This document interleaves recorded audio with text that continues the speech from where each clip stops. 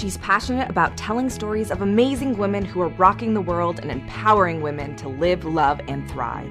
Here's your host, Catherine Gray. Hi, everybody. Welcome to Live, Love, Thrive Women's Empowerment Hour, brought to you by, of course, 360karma.com. And we are so happy to have you with us today. And we are so happy to have Sahar with us today. 7 countries, 5 languages she speaks. She is a trailblazer here in the U.S., and I can't wait to tell you about her story of being born in Egypt and making her way to America. Please give a warm welcome to Sahar Andrade. Hi, Sahar. Hi. How are you? Hi, Catherine. Thank you for having me. Oh, my gosh. I look at your bio, and it's like you came here like in your early 20s, right? Yes. With one suitcase. Yes. Everything in one suitcase. Yes. And not knowing anybody, no family. Nope. And now you have this successful business, and I think it's just you're just a perfect example of how we need immigrants coming to our country and how much it means to immigrants, especially women, because let's face it, there's more opportunity here in America for women than anywhere in the world. Absolutely. I know you'll attest to that. Having written a book and having done a TED Talk, and you've won awards and gotten congressional appreciation of your training. And where else but America, right? The only place to be. Yeah. The only place to be. So let's talk about this. So you were born in Egypt. Yes. Yeah. and then you were telling me, share with me about your childhood. I know Sure. you moved every 2 to 4 years to a different country. Yes. I come from a diplomatic family, so my father would just move depending, 2 to 4 years to a new country. And I ended up living in 7 different countries. Sometimes I even forget which countries. I was going to ask you which ones, but I won't put your pressure on you. I can tell you which ones. I lived in, obviously in Egypt, in Algeria. We lived in Qatar, in Bahrain, in France, in Spain, a little bit. But France and Spain were few months. And then we lived also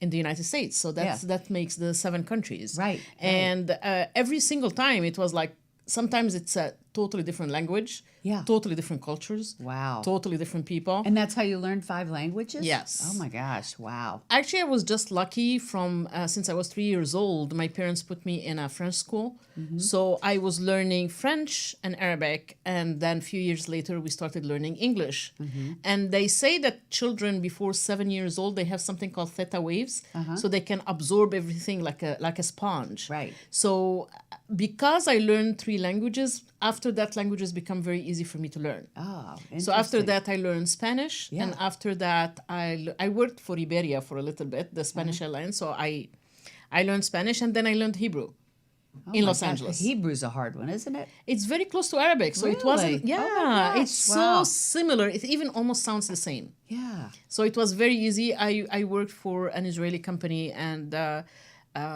they were great. They sent me to school to Ulpan. That's how I learned Hebrew, and it became part of my repertoire, if you want to call it. Yeah. And you had shared with me that when you were very young, like 12 years old, your mother, who had been a homemaker and a mom, didn't have a career, said to you, "I don't want you to be like me. I want you to have a life and a career." And wow, how selfless of her, and how visionary of her to see that was something that she should encourage you to do. Absolutely. My father was such a big figure, even in my life. He was like a rock in my life. Yeah. We lost him in 2006, but my mom, he took care of my mom so much that she had everything she wanted. She didn't need to lift a finger. Right. So she was so spoiled, if we want to call it that way. And it's out of love that he did that. But I think now, thinking about it, I don't know if I would have been wanted to be that way, treated that way. I don't think I couldn't see you. I don't think so either. And like you said, that dynamic, which is very popular in many cultures and definitely was more popular in the 50s here in the United States, is like you said, it is out of love and stuff that people say, oh, you don't have to do anything. Yes. But don't you think every person needs to do something that speaks to their soul and makes them feel like they're contributing. I mean, certainly being a mom and raising a family is contributing. But once that job is done, I think there's a lot of women later in life that say, hey, I want to do something more to give back to the world and be like, I was here. I made a difference. Don't you think? Absolutely. Yeah. The thing is, like, I think the culture that I come from is it's like basically for women, you can't miss what you don't have. Yeah. So they haven't. Yes, there were some trailblazer women. I mean, that were even known in the 30s, 40s, 50s. And they made a lot change in the women movement in Egypt. But most of the women, they considered a career being a mom, making sure that their kids are very well mannered. I mean, we had etiquette lessons when we were kids, like how to walk, how to put your knife on the table, how and all that. But she was happy with what she was doing. And contrary to what everybody thinks, that everybody gets married but just because of, it's not a choice, you get assigned to a husband. Yeah. My mom was in love with my dad. Yeah. And she got married when she was 16 years old. Yeah. It was by choice. Yeah, she was one of the lucky ones. Yeah, exactly. Yeah. And my father was a great man. And I believe in 12 years old, like you said, I was supposed to go and meet my friends. And my father was a lot open-minded. I mean, he gave us our freedom. He trusted us. He was very stern when we were kids. But once we reached 11, 12, he became open-minded. One day I even asked him, why that change? He goes, I believe in children like being trees. So once you put the roots really well when they were kids, you don't worry about the branches. Right. Once you already had the essence, integrity. Exactly. So at 12 years old, my dad was supposed to take me somewhere to meet my friends, and he couldn't make it. So I was crying. So my mom told me, why don't you go and take a cab? I'm like, what do you mean? I have never done it before. Yeah. And she goes like, why don't you go and take a cab? So I'm like, I've never done it before. That day she told me, this is the money. You're going to go get a cab. You're going to go meet your friends. She told me, I'm going to tell you this one time. I will never say it again. I never want to see you be like me. Wow. She goes like, it's not like I'm not happy. I'm very happy. I'm grateful, but I don't want you to be just not knowing where to go. Do you remember Glenn Close's speech at the Academy Awards this year when she, not the Academy Awards, the Golden Globe, when she won? And she said it made her sad when her mom was passing, that she said, I didn't feel like my life mattered. And I think everybody needs to feel like their life matters, like they've done something, and certainly, like I said, raising kids and all that is super important. Absolutely. But as moms and dads, all of that's important for both. And yet men still go out and do something that fulfills their soul and lets them use their gifts. And I think everybody has gifts, and it's, are we using those gifts? Because that's what feeds our soul. And I think that's what she was saying. So bravo to them that they both encouraged you to be independent. And it seems like you didn't need a whole lot of nudging. No. And one of the things also that from the culture that I come from, I mean, they don't necessarily respect women's rights or that a woman can achieve this or that. And since I was a kid, I knew that if I wanted to be respected, you either have an engineering degree or a medical degree. This is the only respect, more or less. Right. So that's why you went and got a medical degree. Yes, because I wanted to have that power. I knew since I was a child that I wanted to have that power. I wanted to have the respect, and I wanted to have the money. Right. So that's what I did. But it has been fed into my head that the best thing that you could be, that you can be a medical doctor. Right. So I went without even thinking. Right. And I went very young into medical school because of the way we lived.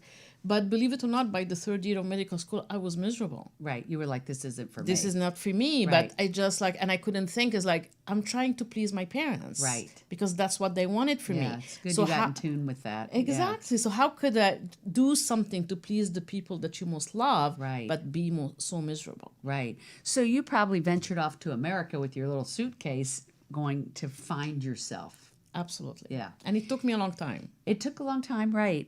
Well, it is life is a journey. Yes. Yeah. So when you came here, and I know you got your citizenship. Yes. You were telling me that you just were filled with tears when you got that citizenship. Like it meant so much to you. What year was that? How long ago was that? I can't even remember. That was so long ago. Yeah. And it just like I have shivers when I remember it. The day, the minute they asked us to stand up and raise our hand and do that, I'm almost like have tears in my eyes again. Right. It's so overwhelming. Yes. It's just like, oh my God, I did it. Yes, you did it. After all that. Yes. Because believe it or not, it's not easy. The path to citizenship is not easy. No. It's not like what people want to let you know. Right. It's not that easy. Right. I've had people on before, and we've talked about this, and it is very difficult to become a citizen here.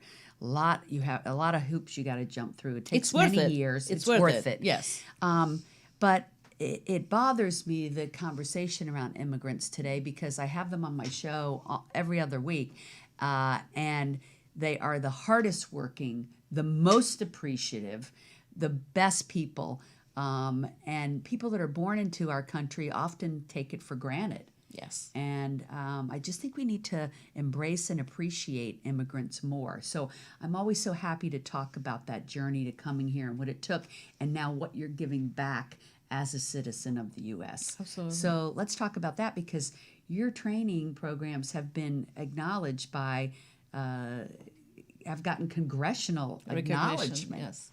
And you've also done, besides winning many awards for your training, and we're going to talk about what training you do. Let's talk about the training that you do, since it has gotten a lot of accolades. And then I want to talk about some ancillary things that you've done, like your book that helps entrepreneurs and your TED Talk. But tell me about your training. How did you start this business? I know you and I met at LAGLCC, the chamber, in West Hollywood. And it was really, you were explaining to me West Hollywood, an event there that gave you a leg up to launch your business, which was the Women's Leadership Conference. Yes. And it's a great city. It really, I love it. I love West Hollywood. And Lindsay and Lauren and the council really get behind women's empowerment programs. I know they've gotten Abby behind. before. Yes, and Abby Land. I know they've gotten behind my conferences and now my She Angels, which you're part of, one of our coaches for She Angels. And for those that don't know, sheangels.com is for women to apply to get funding and mentorship. Yes. So tell me about your program. What sets you apart? Who do you work with? Tell me a little bit about it. Absolutely. So my business is actually is kind of divided into two, though not really. The first part is I do diversity, culture, competence, and leadership, corporate leadership or executive leadership. Obviously, diversity and cultural competence comes from the fact that I lived in 7 different countries, that I worked for airlines where I opened offices for them in a lot of cities, depending on the culture of the place. So for me, cultural competence is a first-hand experience. It's not something that I read in a book. Right. And I use my medical psychology background in my training program. So for me, diversity and cultural competence is not, you should do this, you should do that. It's not the law says this. It's not compliance. It's more of a sensitivity and human nature based training. And I believe that's what sets me apart. And that's why people are more receptive to my training. Right. Because I make it like, let's talk as a human being to human being and let's see where we are. And it's a very difficult conversation sometimes, but I do believe that dialogue is a conversation that we need to have.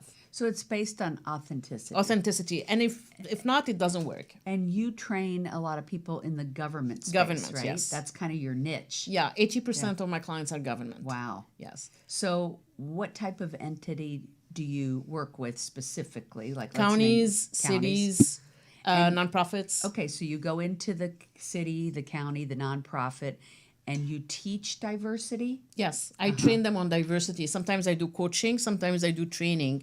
And it's about what diversity really is, because a lot of people think that diversity is about color, religion, culture, but actually diversity is a lot more than that. It's about gender, sexual orientation, it's about age, disabilities, it's about socioeconomic, education, geography, styles of learning. So I'm in your class, I'm working for the county, and you're teaching me about diversity. Give me an idea of what I would learn from you. You will learn that people do things that make sense to them, even if it doesn't make sense to you. So helping you to be more open-minded. More open-minded. And one other because thing. perception is everything. Everything. And perceptions are not realities. Exactly. They are our realities. Yes. But they are not everybody else's realities. Right. And we wear our culture like a lens on our eye. Right. But we need to remember that everybody else has a different lens. Yes. And also, a very important part that I like to leave people with is that when you value people, they give you value back. And you need to value people for who they are, not who you want them to be. And I believe that too with energy. Like whatever Absolutely. energy you're putting out, that's what you're getting Absolutely. back. Yeah. Absolutely. So that's one area that you work on. And what's the other area? The second area is entrepreneurship training, specifically for women. As you know, I'm a big advocate of women, of gender equality. I'm also, a big advocate of the LGBTQ community. And so I started 6 years ago being a business advisor for SBDC, PCR SBDC, which is Small Business Development Center. And that's somehow my way of giving back. And then I started entrepreneur programs for the city of Pasadena, where it's a 12-week program. That's the one that received congressional recognition. So I call it this way. It's a holistic entrepreneurship program. I love that. So it's not only, let's do a business plan and a marketing plan. It's included. But it's about who you are from the inside. What is your strength? What's your weakness? What is your vision in life? And entrepreneurs don't think about it. They think, okay, I'm just going to have an idea, and it's going to work. And that's why the failing rate of small businesses are 80% in the first 3 years. Do you think that one of the things entrepreneurs need to do is, like you just said, look at their strengths, and whatever those are, do that. But whatever our weaknesses are, find someone that does that and that loves doing that.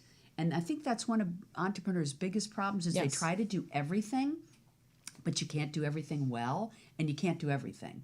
And so it's about allowing other people's strengths to come help you, because it does take a village. Would you say that's one of the biggest challenges? Actually, this is one of the things that I discuss in my book for entrepreneurs. Really? Yeah. What's the name of that book? 49 Things About Entrepreneurships I love that experts don't want you to know.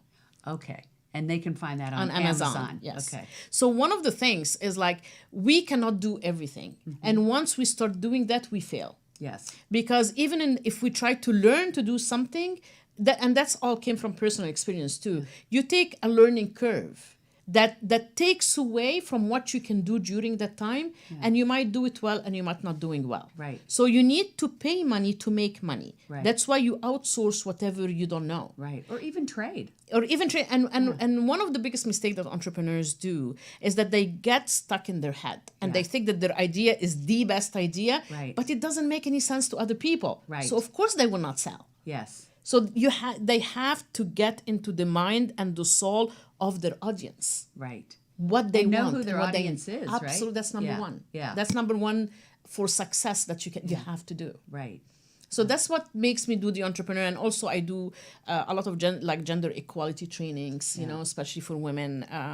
I was lucky to be one of the speakers for the United States of Women last year for the city of West Hollywood again. Yeah. And we discussed gender equality. So for me, fairness and equality is a big thing, because I went through a lot in my life to feel that I was equal to anybody else. Right. It was a journey, and it's still a journey. Yeah. So I try always to share, I believe that the universe or God or whoever you want to call it has been so good to me. Yeah. And I learned that also from my husband. He's like the kind that says like, you know what, everything has been so good to me. That's now my time to give back. Right.